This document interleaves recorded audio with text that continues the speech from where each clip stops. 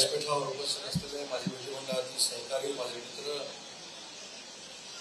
त्यांचा आमच्या सगळ्यांपेक्षा जनसंपर्क मोठा असताना देखील जमिनीवरून चालणारे आमदार आदरणीय मंगेश कुडाळकर, मिलिंदजी बोरीकर, राहुलजी भटकर, राहुलजी वाळून, व्यासपीठावर उपस्थित असलेले सन्माननीय नगरसेवक सावंतसाहेब, सर्व सन्माननीय मान्यवर आणि मोठ्या संख्येने उपस्थित बंधू आणि भगिनी,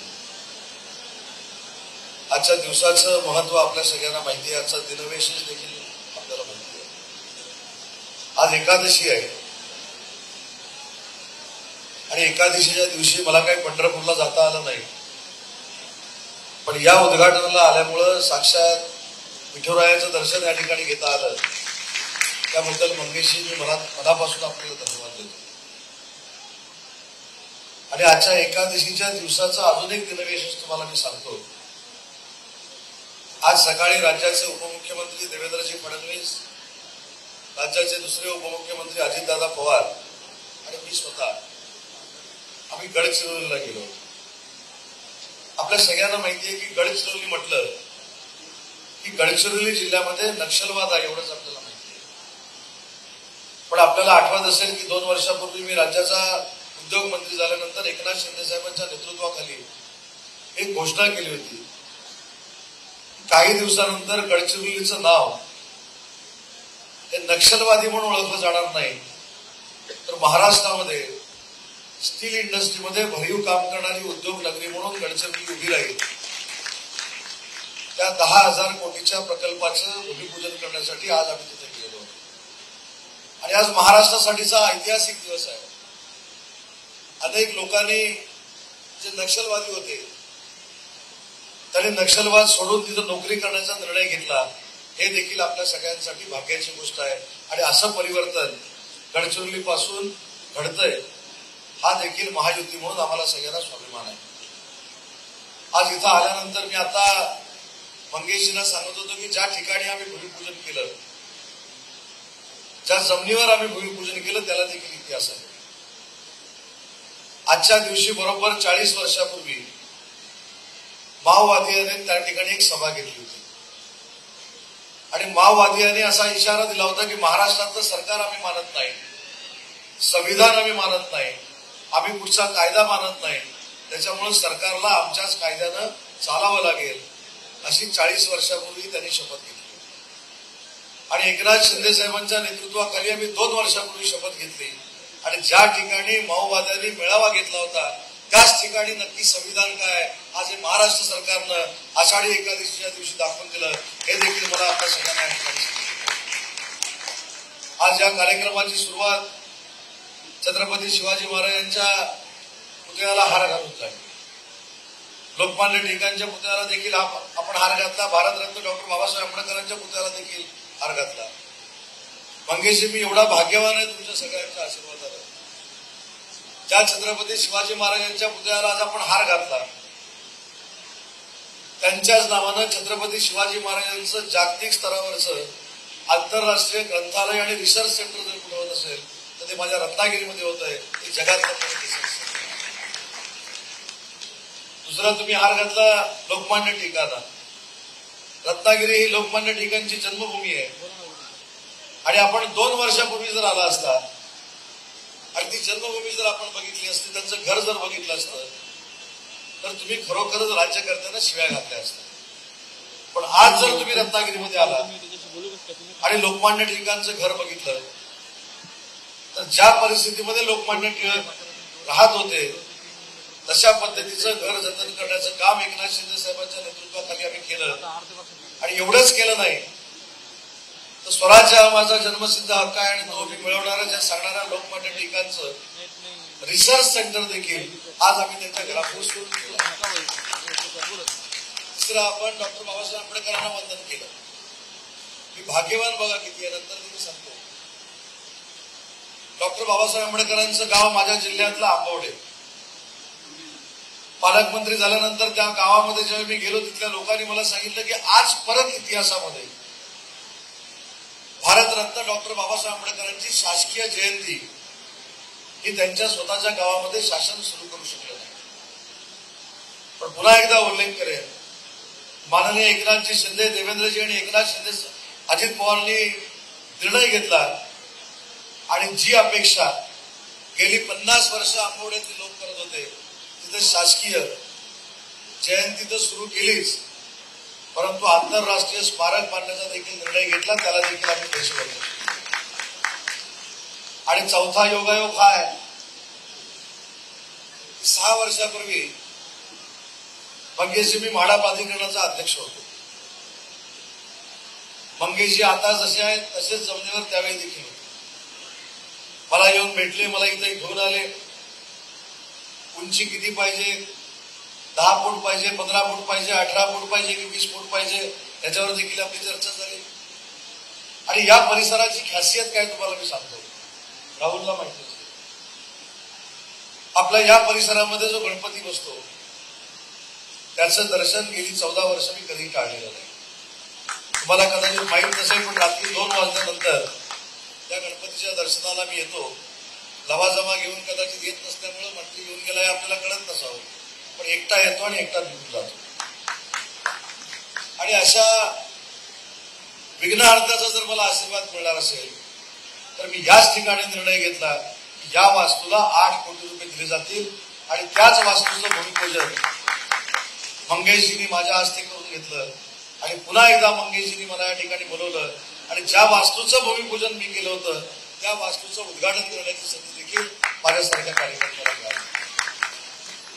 आज माझा मतदारसंघ खरं बघायला गेला तर रत्नागिरी आहे, इथनं 350 किलोमीटरवर आहे.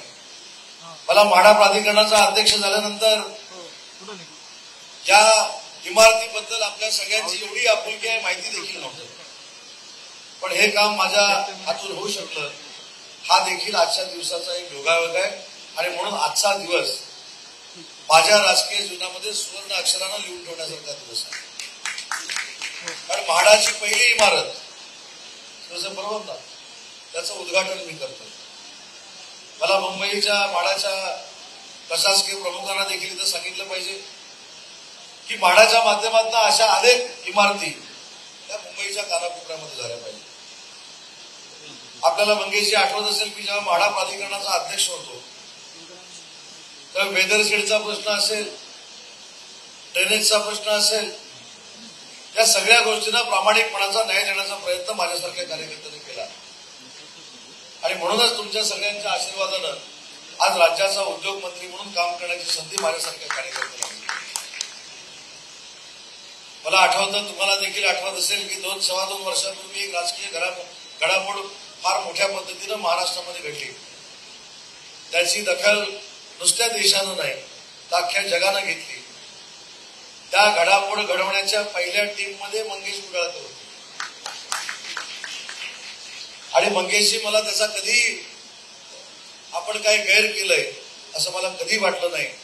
कारण जसं एकनाथ शिंदे साहेबांच्या नेतृत्वाखाली तुमच्या मतदारसंघाला पैसे मिळतात तसे मंत्री असून देखील त्यांच्या नेतृत्वाखाली मी जी मगाशी स्मारकं सगळी सांगितली किंवा माझ्याकडे एक फार मोठी कोकणातली शिवसृष्टी होते, या सगळ्याला एकनाथ शिंदे साहेबांनी पैसे उपलब्ध करून दिलेले आहेत. आणि म्हणून आम्ही जो निर्णय घेतला त्याचा पश्चाताप आम्हाला कधी झाला नाही आणि होणार देखील नाही.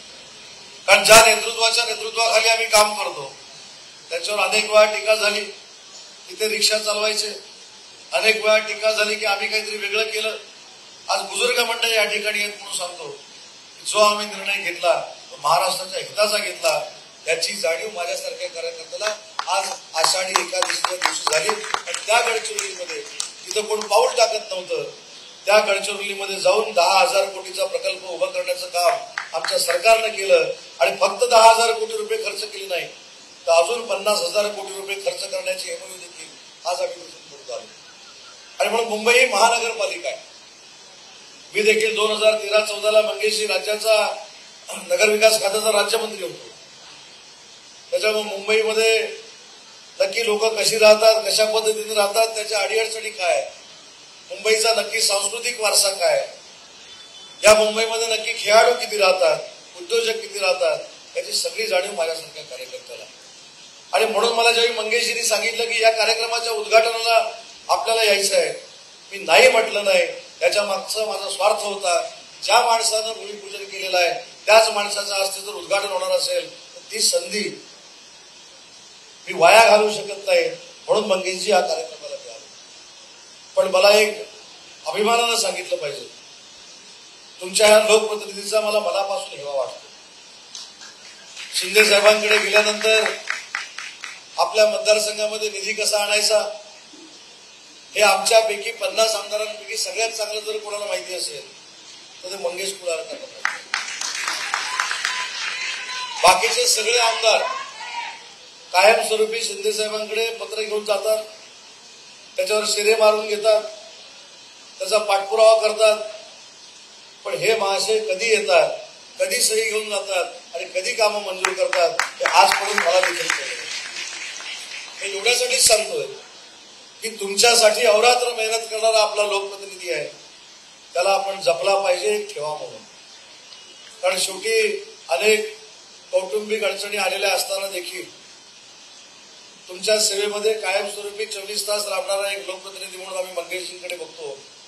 तर भविष्यामध्ये 4 महिन्यानंतर कोणी भंपकगिरी करायला जर आले तर 4 महिन्यानंतर तुमचा आमदार मंगेश कुडाळकरच असला पाहिजे, हा संकल्प आपण देखील सगळ्यांनी केला पाहिजे.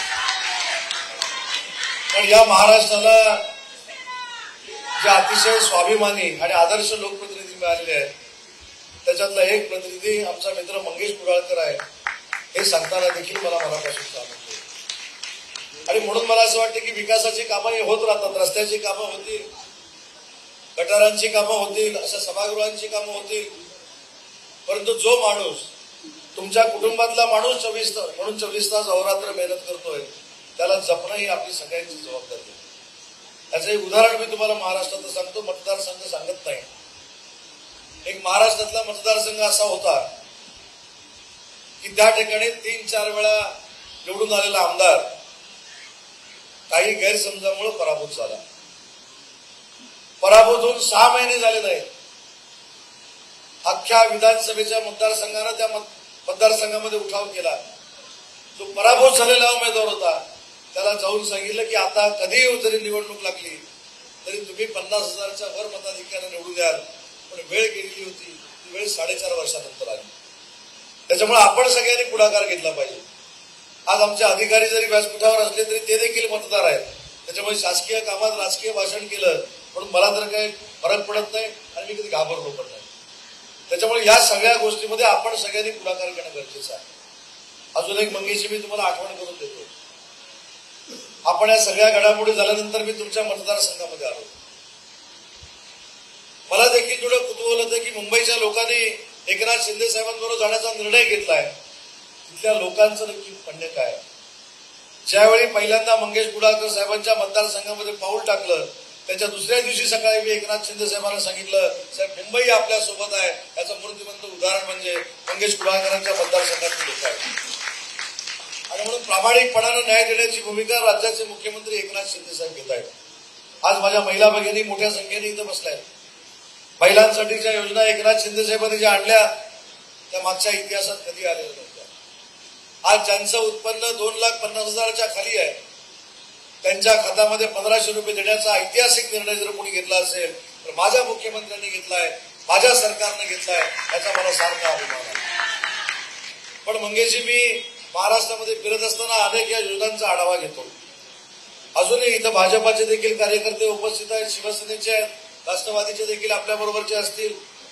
आपण पुढचे 2 महिने मिशन म्हणून राबवलं पाहिजे. कारण महिला भगिनींना जी काही ताकद आर्थिक नियोजनासाठी खर्चासाठी लागते त्याच्यामध्ये सरकारचा वाटा असावा म्हणून आपण या सगळ्या योजना राबवलेल्या आहेत. आपल्याला आठवतं ज्यावेळी आपण शेगडीकडे जातो आणि शेगडी पेटवतो त्यावेळी जेवण शिजतंय कधी आणि मी शेगडी कधी बंद करते हा देखील आर्थिक नियोजनाचा भाग महिलांकडे असतो. आणि या नियोजनामध्ये सरकारची मदत असावी म्हणून महिला भगिनींना देखील दरवर्षी 3 गॅस सिलेंडर मोफत द्यायचा निर्णय राज्य सरकारने घेतला आणि हे राज्य सरकार देशातलं पहिलं राज्य सरकार आहे. आज महिला भगिनींना अजून एक विनंती करायची आहे, या योजना आमचे दूत म्हणून तुम्ही लोकांपर्यंत पोहोचवल्या पाहिजेत. आज लेक लाडकी नावाची एक योजना आहे. लेक जन्माला आल्यानंतर 5,000 रुपये खात्यामध्ये जमा होतात. ती लेक 5वी मध्ये गेल्यानंतर 6,000 रुपये जमा होतात. ती लेक 10वी मध्ये गेल्यानंतर 10,000 रुपये जमा होतात. आणि तिला 18 वर्ष पूर्ण झाल्यानंतर सगळे मिळून 1,05,000 रुपये जमा होतात. ही ताकद देण्याचं मुलीला काम देखील जर कोणी केलं असेल तर माझ्या सरकारनं केलेलं आहे. आणि या सरकारचं नेतृत्व एकनाथ शिंदे साहेब, देवेंद्रजी आणि अजितदादा करतायत. आणि म्हणून फक्त टीका टिप्पणी करून बदनामी करून पक्ष वाढत नसतो. तर सरकार जर चालवायचं असेल तर लोकांना पाहिजे असलेली कामं करून जर सरकार चालवलं तर लोक देखील प्रेम करतात. हे माझ्यासारखा कार्यकर्ता आज महाराष्ट्र फिरताना बघतोय. आणि लोक जेव्हा भेटतात तेव्हा तुम्ही एकनाथ शिंदे साहेबांच्या मंत्रिमंडळातले मंत्री आहात म्हणून तुम्हाला हे फुल घ्या, म्हणून तुम्हाला ही शाल घ्या, अशा पद्धतीची भूमिका मांडतात. याचा अर्थ माझं नेतृत्व जे आहे एकनाथ शिंदे साहेबांच्या रूपानं ते अतिशय सर्वसामान्य कुटुंबातलं जरी असलं तरी महाराष्ट्राच्या सर्वसामान्य कुटुंबाला न्याय देण्याची भूमिका माननीय मुख्यमंत्र्यांकडनं घेतली जाते. हा आपल्या सगळ्यांचा स्वाभिमान आहे.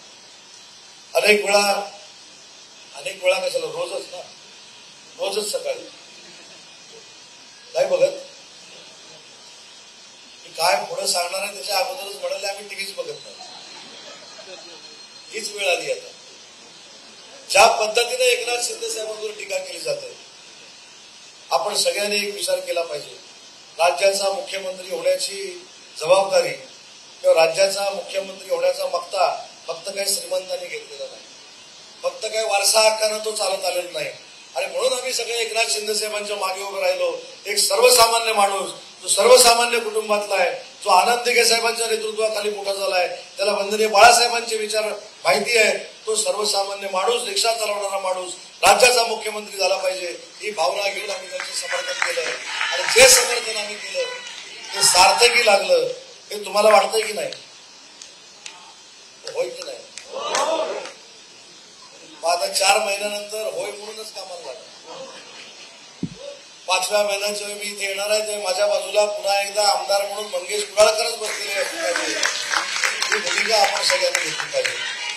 आणि म्हणून मला आपल्या सगळ्यांना विनंती करायची आहे की जो लोकप्रतिनिधी आपलं विकासाचं काम करतो, जो लोकप्रतिनिधी आपल्यासाठी अहोरात्र झटतो, जो लोकप्रतिनिधी आपल्या अडीअडचणीच्या वेळी आपल्यासाठी धावून येतो, त्या लोकप्रतिनिधीला ताकद देण्याची जबाबदारी, आशीर्वाद देण्याची जबाबदारी आज या कार्यक्रमाच्या निमित्तानं तुम्ही सगळ्यांनी मिळून स्वीकारावी एवढीच मी कळकळीची विनंती करतो. आज ज्याच्या साठीचा दिवस आहे त्या देवाची देखील आठवण तुम्हाला करून द्यायची आवश्यकता नाही. पण विठ्ठल रखुमाईला असं म्हटलं जातं की सगळ्यात गरीबातल्या गरीब लोकांचा जर देव कोण असेल तर तो विठुराय आहे. आणि मी असं मानतो की पंढरपूरला गेल्या 2 वर्षात जर आपण गेला असाल तर पंढरपूरच्या फक्त पूजेला जाणारा आपला मुख्यमंत्री नाही तर त्याच्या अगोदर 3 दिवस माझ्या लाखो वारकऱ्यांची परिस्थिती काय आहे, माझ्या लाखो वारकऱ्यांच्या आरोग्याची परिस्थिती काय आहे, त्यांना सुविधा काय मिळालेली आहे, त्यांना शौचालय काय मिळालेली आहे, त्यांना पाण्याची सोय काय झालेली आहे हे जाऊन बघणारा आपला राज्याचा मुख्यमंत्री आहे. हे देखील आजच्या या दिवशी आपण सगळ्यांनी लक्षात ठेवलं पाहिजे आणि ते आपण ठेवाल याची खात्री बाळगतो. मला इथे बोलवून माझा आदर सत्कार केला त्याबद्दल मंगेशजी मी आपल्याला मनापासून धन्यवाद देतो.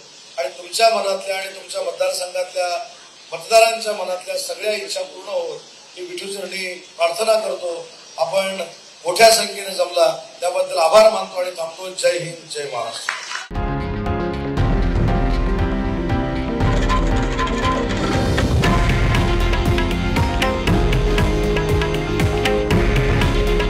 हे आहे देशातील नंबर 1 न्यूज नेटवर्क आणि आपण पाहत आहात TV9 मराठी. काळजी तुमची, हित महाराष्ट्राचं.